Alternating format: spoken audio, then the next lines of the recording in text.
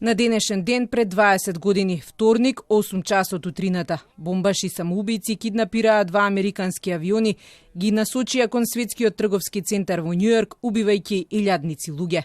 Следуваше ист напад врз градата на Пентагон и во Пенсилванија. Овие терористички напади остануваат најтрауматичен настан на векот не само за американците, туку и за целиот свет. Речиси 3000 луѓе загинаа. Деца пораснаа без родител, сопружници останаа сами, а родители без деца. За семејствата на жртвите нема утеха и по 2 децении. Не пресушуваат солзите за мајката на Кейти Маза, медицински работник, која тој вторник имала слободен ден, но гледајќи ја трагедијата на телевизија, истрчала да помогне. Од зградата спасила стотици повредени, се додека објектот не се урнал врз неа. That day is every day here. That morning is every morning. It just is there every single day. It's something that I will take to my grave.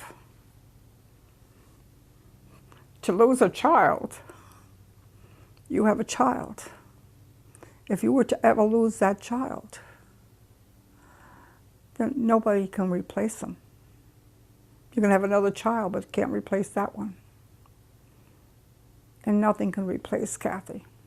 Дел од оние кои го преживеа овој хорор сведочат дека денот го живеат секој ден. По 20 години се помирени и се обидуваат да извлечат порака дека сепак не се уништени.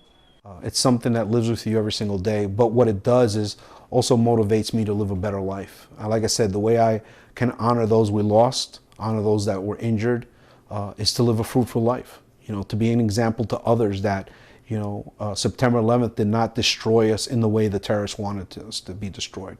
Многу уништи со животот во земјата од соништата. По овие напади, омразата кон американците со арапско потекло, муслиманите или другите е енормно зголемена.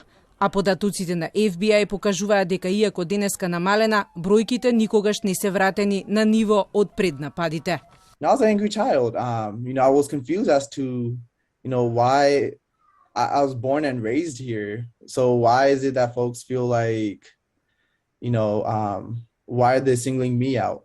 Во Америка не лебди во воздухот само нетрпеливоста. Жителите на Долен Менхетен и по 20 години пријавуваат болести, најмногу рак на кожата и желудочни тегоби, за кои докторите веруваат дека се од изложеноста на тони, азбест, стакло, гипс, кои паднаа од зградите близначки.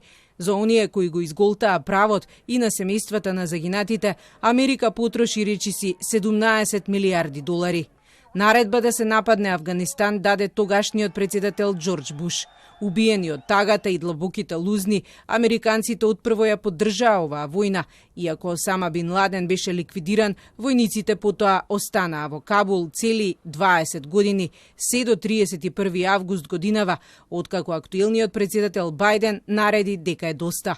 Но пред самиот крај на оваа војна загинаа и последните 13 американски војници, поради што многумина се прашуваат дали дводецениската војна вредеше за сите американски воени жртви. Но по повод денешниот ден, Бајден повика на национално единство. Мора да имаме фундаментална почит и верба еден во друг и во оваа нација, истакна американскиот председател.